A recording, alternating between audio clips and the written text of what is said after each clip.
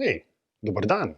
This is Ervin from Private Guide Slovenia and welcome to episode 6 of Private Guide Slovenia Goes Virtual. If you watched our previous episode, you would know that this year we're just blessed with all the snow. Therefore, we decided to have more fun in this winter madness and we visited the high karst plateau called Pokljuka, which is known for its lush and biathlon, and then we descended down to the valley of Bohinj. So stay with us for the next 18 minutes and enjoy the ride.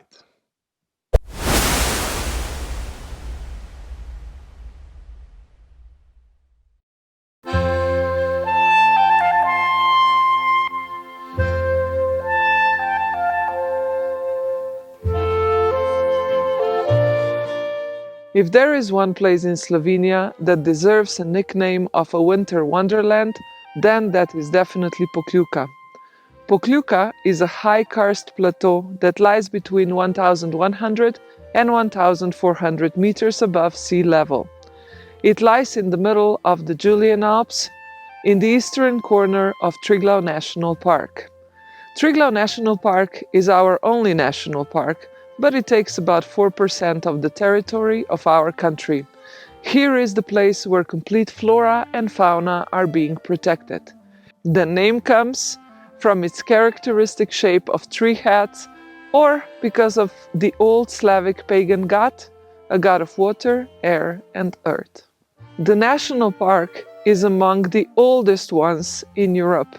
It was established already in the year 1924.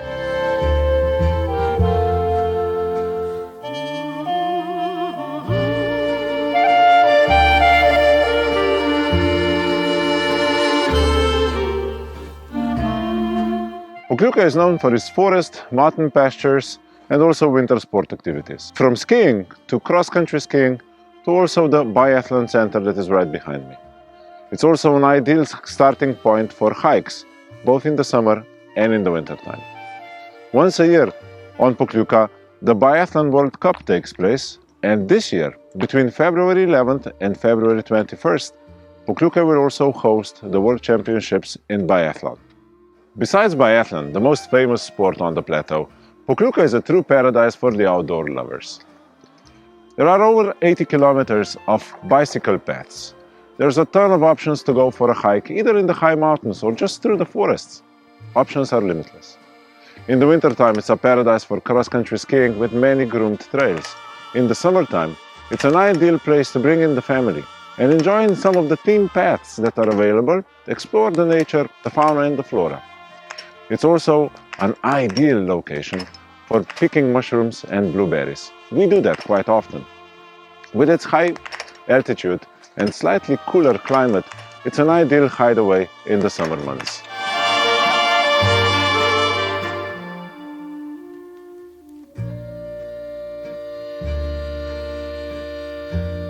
Forests of Pokljuka are of extreme importance. The first written record dates back to the year of 1004, when German King Henry II gave this land to the bishops of Brixen.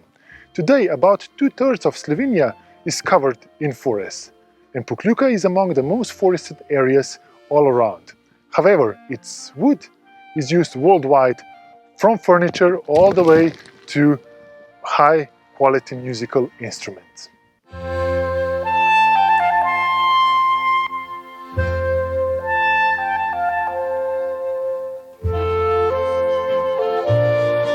Triglav National Park has over 7,000 species of animals.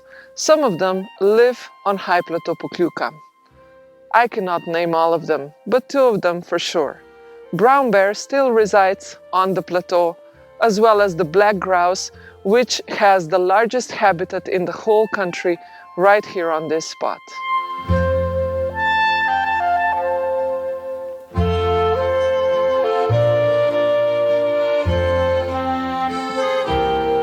Pokljuka is not just a location for the outdoor lovers. Some people also call it home. Most of them live in the two small villages. One is Koprivnik and the other one is Gorjuše. We're in Gorjuše now. This village developed because of the shepherds who brought their cattle here in the summertime and then simply decided to stay. In the long winter months, Before the time of Facebook, Twitter, and other senseless wastes of time, people had to find something to keep themselves occupied in the long winter days. They started producing smoking pipes here. Sadly, as I said, this tradition is slowly dying, but there are still two people who make pipes the traditional way, carving them out of pear and maple wood. We had the extreme privilege of visiting one of the two remaining pipe makers in Pokljuka, knowing that every single bit of this wood was hand-carved and hand-picked by Mr. Lotrich and was ready for the future stages. The tools are his grandfather's, and making one pipe takes a lot of time, patience, and obviously dedication. We asked for how much time it took to make one pipe, and we were not able to get a concrete answer. He says it's his hobby, his passion, and he doesn't want to measure time with it. Putting the final touches on the smoking pipe, you will note that not one single bit is machine-made. Every component of the pipe is hand-made, hand-carved, and fit to the pipe. They are all one of a kind. The mouthpiece is made out of spruce wood, and these are the final products. Inlays from mother of pearl, and there's a sense of pride on Mr. Lotrich's face when he talks about the pipes.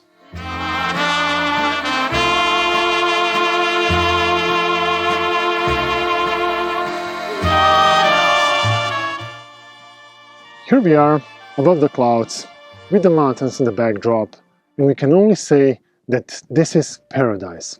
And Bohinj is a paradise in its own right. It's made up of 24 villages. Through centuries, it has always been tucked away, because its neighbors needed to travel across mountains or along windy roads to be able to reach it. Only with the arrival of intellectual renaissance of the 18th century, lots of important men realized Bohinj Valley is special because of its immense geographical and natural riches of the area. Interesting is also a very traditional way of life that preserved throughout centuries. In the early 19th century, tourism started and a lot more people found out how beautiful this place is. As much as 2/3 of the area lies inside of the Triglav National Park. And another interesting story is the legend with the explanation of how Bohinj came to its name. Tina? When God was giving away the land to people of the world, He saved the best part for Himself. He didn't notice that by the side only a few people stood. They were from the area of Bohinj. They were very quiet and silent, and they didn't say a word. When the God was done with His work, those people came to Him and said, "Do you maybe have a spare part for us?" And because God realized He has forgotten about them, He has given them the best and the most beautiful part, the part He saved for Himself. And that's why the area of Bohinj has the name as it does. The Slovenian word for God is Bog, but the locals refer to Bog as Boh, and that's why Bohinj means the area given by the God.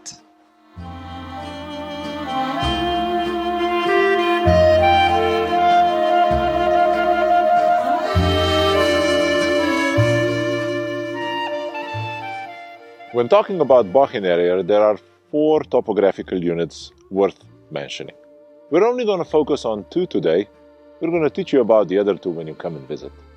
We're going to talk about the lower and upper valley of Bohinj. We actually prefer the upper valley because it's way more traditional and kind of a time capsule if you want. You can also see behind my back that the valley was carved by a glacier.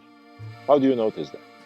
If you look carefully, you will note that it's a U-shaped valley, and that's a clear sign of it being carved by a glacier. The glacier is also responsible for the basin where the lake sits in. We prefer the architecture because it's much more old.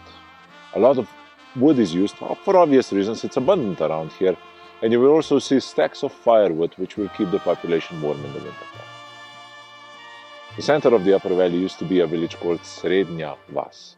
Srednja in Slovenian means the middle. So it's in the center of the valley, and this is how it became the center of it.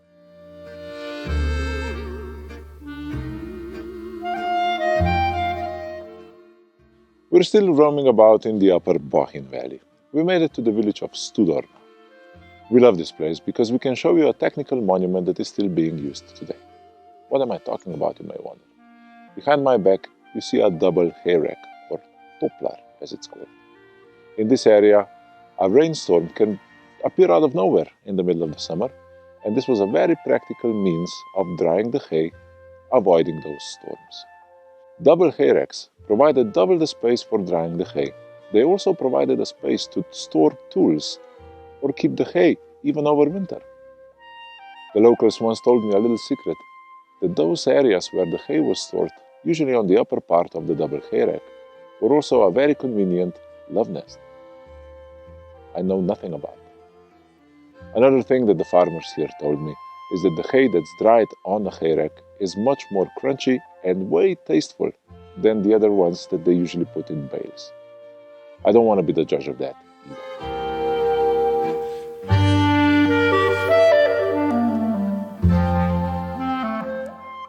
The Church of St. John the Baptist was constructed in the middle of the 11th century, dedicated to the patron present at baptism, hence its location by the lake and the river. Its exterior and interior are richly painted with frescoes dating back between 14th to the middle of the 16th century.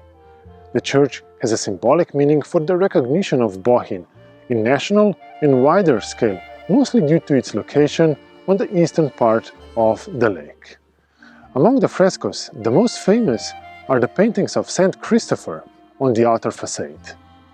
There are 4 of them in total. His famous legend tells that he carried a child who was unknown to him across a water before the child revealed himself as a Christ. Saint Christopher is a patron saint of travelers on long journeys and for drivers and sailors, so it is very appropriate he is located on the wall facing the bridge that so many people cross on daily basis. Small images of him are often worn around the neck, on a bracelet, carried in a pocket, or placed in vehicles by Christians. The church gardens were also used as a place for gathering and for larger fairs. Foreign merchants used to sell salt here, while locals were selling iron and cheese.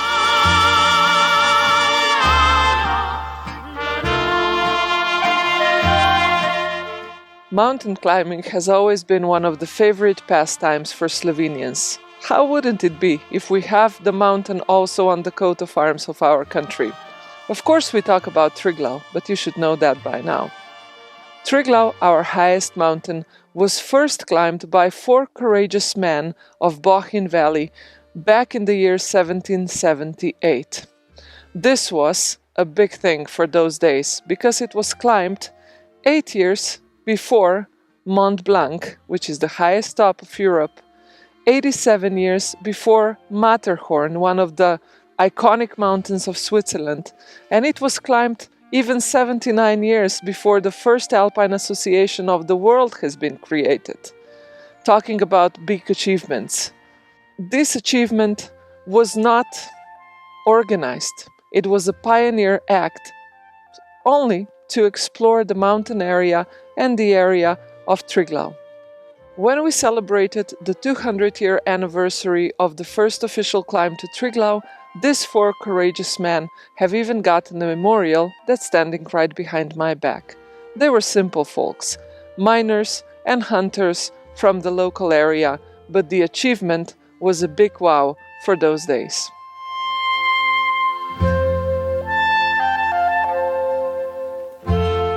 Let's say a few words about the lake. For as far as we are concerned, this is the most beautiful lake in Slovenia. It is also the largest permanent lake in the country. With its length of just over 4 kilometers, it's about 1 kilometer wide and 45 meters deep. It's fed by a river. It means that the water in the summertime doesn't warm much. The basin where the lake sits in was carved by the Bohinj glacier. You will not note any motorboats on the lake, simply in order to preserve nature. Electric boats will sail and transport happy tourists from one end of the lake to the other, and people utilize the lake for sailing, kayaking, canoeing, and the brave ones will swim in it in the summertime as well. Fishing is permitted in the lake. You must buy a license and then sit on the shores and hope to catch the most prized fish of the lake, which is called zlatouščica. A tongue twister, isn't it? Well, let's just say it's a lake trout, to make things a little bit more simple.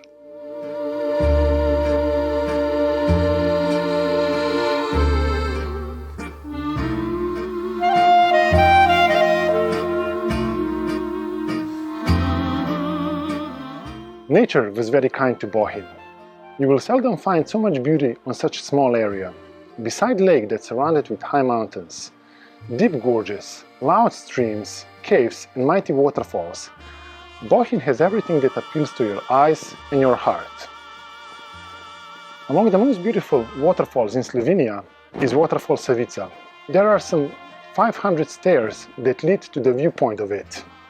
And its water is fed from Black Lake, and that's one of the 7 lakes surrounding Mount Triglav, and it comes out as a 78-meter drop in the middle of Komarča mountain.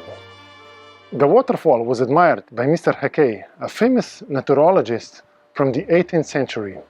And even our greatest poet, Dr. France Prešeren, mentions it in one of his epic poems called Baptism on the Savica, where he tells the story about Christianization of the people of our land in the 8th century.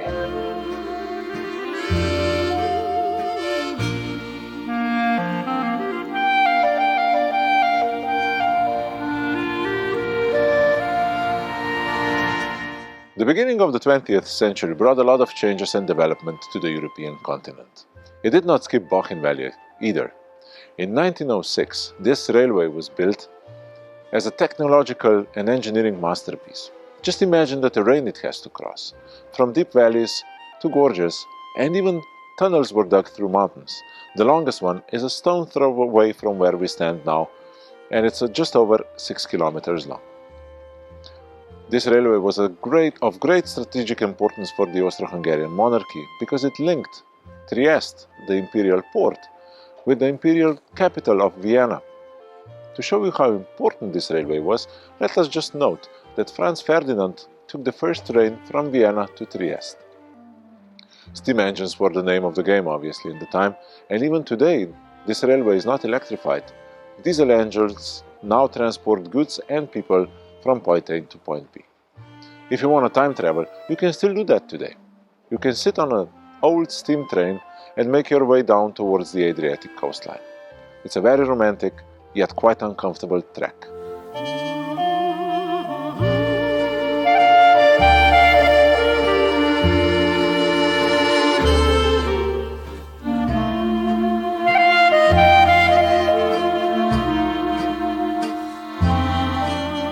One of the most important businesses in the valley is farming.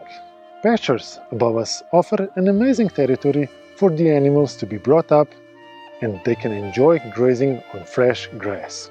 If you don't find an animal down in the valley during summer months, it's because they are all up there. Mostly milk and dairy products are being made. And in second weekend in September, both cows and shepherds come down to the valley, and this is when the entire valley parties. It's called the Cow's Ball. There are 2 distinctive cheeses made in the Bohinj Valley. One is Bohinjski sir, which is a cousin of Swiss Emmentaler with big holes in it, and the other one is Mohant, that has no relatives whatsoever. And the aroma is very special.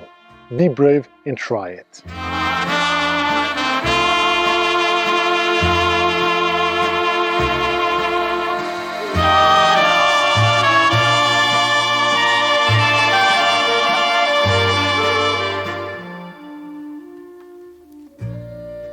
Famous writer Agatha Christie visited Lake Bohinj back in 1936. When a Slovenian journalist interviewed her, she was asked if she will put Bohinj as the next crime scene place. She said the place is too beautiful for a crime to happen here. We hope it stays that way. Until next time, stay curious. Feel free to share, like, or comment. We will appreciate it. Hvala, thanks.